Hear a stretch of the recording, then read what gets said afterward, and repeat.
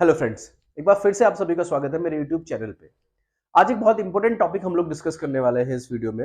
अगर आप secondary market में कोई प्रॉपर्टी ढूंढ रहे हैं या रीसेल मार्केट में कोई प्रॉपर्टी ढूंढ रहे हैं या ऑलरेडी आपकी कोई इन्वेस्टमेंट है, कोई प्रॉपर्टीज है अलग अलग और उसको आप रीसेल करना चाहते हैं, तो उसका क्या प्रोसेस होता है, क्या क्या डॉक्यूमेंट्स उसके लिए चाहिए होते हैं। और अगर स्पेशली हम नोएडा या नोएडा एक्सटेंशन की या ग्रेटर नोएडा की बात करें तो यहाँ पे टीएम का प्रोसेस होता है, क्योंकि अथॉरिटी इन्वॉल्व है तो टीएम करवाना आपको पड़ता है प्रॉपर्टी का रजिस्ट्री से पहले।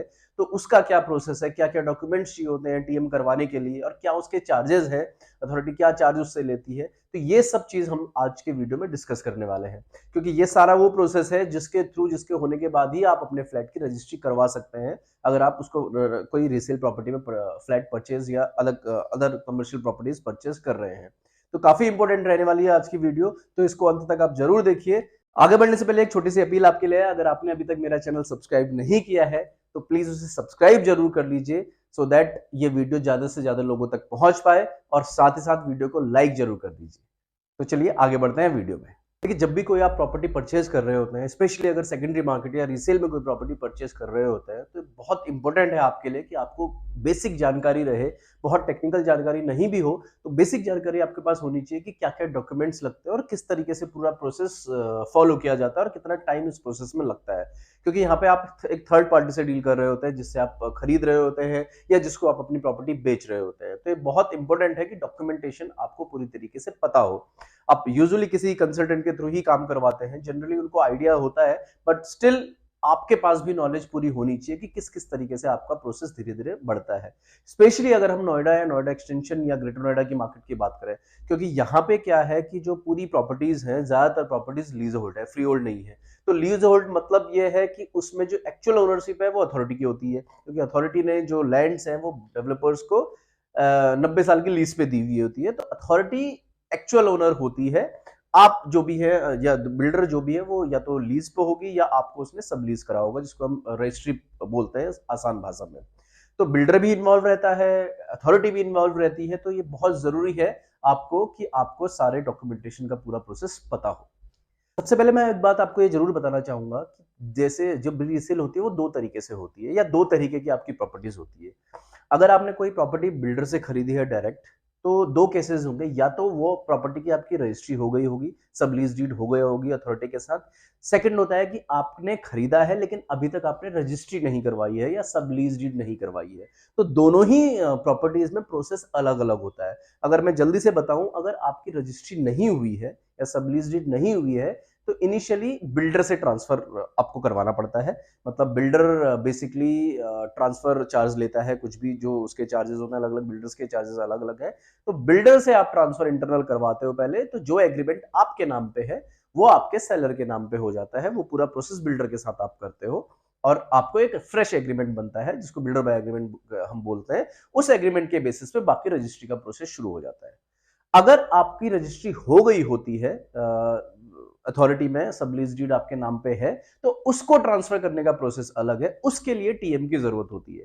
तो सबसे पहले जब भी आप कोई प्रॉपर्टी खरीदते हैं या उसको बेचते हैं रीसेल मार्केट में, जब से पहले आप जो भी टोकन अमाउंट देते हैं उसके बाद एक एग्रीमेंट बनता है, जिसको कि सेल्स एग्रीमेंट बोलते हैं, एग्रीमेंट टू सेल बोलते हैं। बेसिकली ये बहुत इंपॉर्टेंट डॉक्यूमेंट होता है, ये पहला डॉक्यूमेंट है आपका legal document between the buyer and the seller. तो ये जो एटीएस होता है, एग्रीमेंट टू सेल होता है, इसमें सारी प्रॉपर्टी की डिटेल्स होती हैं, बायर और सेलर्स की डिटेल्स होती है, और वो सारे पेमेंट्स प्लान होते हैं कि किस तरीके से आपको पेमेंट करनी है। वो सारा टाइम फ्रेम होता है कि कितने टाइम में आपको पेमेंट करनी है सेलर ने बायर को, और किस रेट पे आपकी डील क्लोज हुई है, क्या फाइनल रेट तय हुआ है आप दोनों के बीच में। ये सारी डिटेल्स उस एटीएस में होती है। और इस एटीएस के बेसिस पे ही अगर आप कोई रेजिडेंशियल प्रॉपर्टी खरीद रहे हैं या कमर्शियल प्रॉपर्टी खरीद रहे हैं, तो उस पे अगर आप लोन करवाना चाहते हैं, तो इस एटीएस के बेसिस पे ही आपका लोन भी सैंक्शन होता है बैंक से। इंपॉर्टेंट डॉक्यूमेंट है, क्योंकि इसी के बेसिस पे आपका काम आगे शुरू होना है। अब उसके बाद जिस भी हिसाब से आपकी पेमेंट्स होनी है, सबसे पहले जो अथॉरिटी में काम होता है वो होता है टीएम। मतलब ट्रांसफर ऑफ मेमोरेंडम। जब भी आप कोई प्रॉपर्टी बेचना चाहते हैं या खरीद रहा है कोई बंदा आपसे, तो आपको अथॉरिटी से परमिशन लेनी होती है। बेसिकली एक ट्रांसफर होता है, ट्रांसफर ऑफ मेमोरेंडम, जो अगर आप किसी को बेच रहे हैं तो वो आपके नाम से आपके नाम से वो प्रॉपर्टी किसी और के नाम पे ट्रांसफर करवानी है, तो उसके लिए टीएम आपको करवाना पड़ता है अथॉरिटी से, बिकॉज अथॉरिटी एक्चुअल ओनर है आपके उस पूरे घर की। तो अथॉरिटी से आपको परमिशन लेनी होती है, तो उसमें टीएम का प्रोसेस होता है। अब टीएम करवाने के लिए, क्योंकि बिल्डर भी इन्वॉल्व है, तो टीएम करवाने के लिए काफी सारे डॉक्यूमेंट्स लगते हैं। अगर मैं जल्दी से बताऊं डॉक्यूमेंट्स क्या क्या होते हैं, तो टीएम करने के लिए सबसे पहले आपको केवाईसी चाहिए होती है, आपकी और सेलर की, दोनों की केवाईसी उसमें लगती है। उसके बाद बैंक की एनओसी लगती है। अगर जैसे आपका फ्लैट है, अभी आप इसको बेच रहे हैं और आपने किसी बैंक से लोन करवाया हुआ था या अभी भी आपका लोन चल रहा है, तो आपको पहले वो लोन क्लोज करना होता है और वो लोन क्लोज करके बैंक से आपको एनओसी लेनी होती है। अगर आपका लोन ऑलरेडी क्लोज है तो फिर भी एनओसी की जरूरत बैंक से पड़ती है टीएम करवाने के लिए। इसके बाद आपको एक एनओसी चाहिए होती है बिल्डर से भी। बिल्डर भी आपको एक एनओसी देता है ट्रांसफर करवाने के लिए। उसका कोई ऑब्जेक्शन नहीं है कि आप अपनी प्रॉपर्टी सेलर को ट्रांसफर कर सकते हैं। अब बिल्डर एनओसी के लिए कुछ शर्तें होती है। बिल्डर के अपने अपने कुछ अलग अलग बिल्डर्स के अपने चार्जेस होते हैं। जनरली ये चार्जेस 20 रुपए 25 रुपए पर स्क्वायर फीट से लेकर 100 रुपीज 200 रुपीज तक भी बिल्डर चार्ज करते हैं। अलग अलग बिल्डर्स का अलग अलग चार्ज है। और कई सोसाइटीज ऐसी है जिसमें कि आरडब्ल्यू बनी होती है। ऑलरेडी अगर आरडब्ल्यू बन गई है और वो रजिस्टर्ड हो चुकी है, तो उस केस में जो आरडब्ल्यू की जो एनओसी होती है उससे भी काम चल जाता है। उसकी भी हर सोसाइटीज की अपनी अलग अलग फीस है। इसमें सबसे पहले ये होता है कि आपको एटलीस्ट अपने जो पुराने मेंटेनेंस हैं और बाकी अदर सोसाइटी के ड्यूज हैं वो क्लियर होने चाहिए। उसके बाद ही आपको एनओसी मिलती है। तो एनओसी आपको या तो बिल्डर देगा या आपकी आरडब्ल्यू देगी। जिस अब ये सारी डॉक्यूमेंट फॉर्मेलिटीज के बाद आप टीएम अप्लाई करते हैं और अथॉरिटी आपका टीएम एग्जीक्यूट करती है। उसके लिए अथॉरिटी के कुछ चार्जेस हैं। ये चार्जेस हर सेक्टर के अलग अलग हैं, जो कि 300-400 रुपए पर स्क्वायर मीटर से शुरू होकर 1% ऑफ योर प्रॉपर्टी कॉस्ट इतने तक होते हैं। डिपेंड करता है कि किस तरह की प्रॉपर्टीज आप परचेज कर रहे हैं। इसमें जो आपके हाई राइज सोसाइटीज हैं, जिसको ग्रुप हाउसिंग सोसाइटीज बोलते हैं, उसमें चार्जेस अलग है। अगर आपको इंडस्ट्रियल प्लॉट परचेज कर रहे हैं तो उसके चार्जेस अलग है। अगर आप कोई कमर्शियल प्रॉपर्टी परचेज कर रहे हैं या आईटी प्रॉपर्टीज परचेज कर रहे हैं तो उसके चार्जेस अलग हैं। तो सेक्टर वाइज ये डिफरेंट डिफरेंट चार्जेस हैं। मैं कोशिश करूंगा कि आपको नीचे लिंक दे दूं जिसमें कि आपको डिफरेंट सेक्टर्स के चार्जेस पता चल जाएंगे। तो जो भी आपको चार्जेस लगते हैं वो चार्ज पे करके, और जो फीस होती है अथॉरिटी की प्रोसेसिंग फीस 1000 रुपए 2000 रुपए, वो प्रोसेसिंग फीस आप पे करके अपना टीएम एग्जीक्यूट करवा सकते हैं।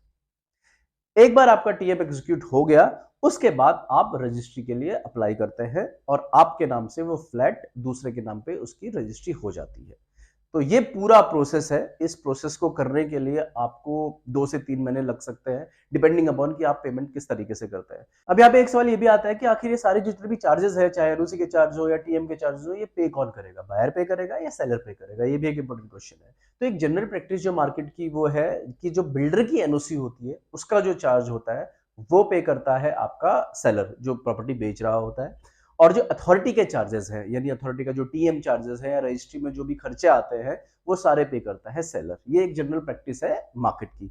बट इसमें आपकी इंडिविजुअल डील क्या हुई है, इंडिविजुअल क्या नेगोशिएशन हुई है, उस पर भी डिपेंड करता है। फाइनल कॉल तो बायर और सेलर की होती है, बट जनरल प्रैक्टिस जो है मार्केट की वो मैंने आपको बताई है।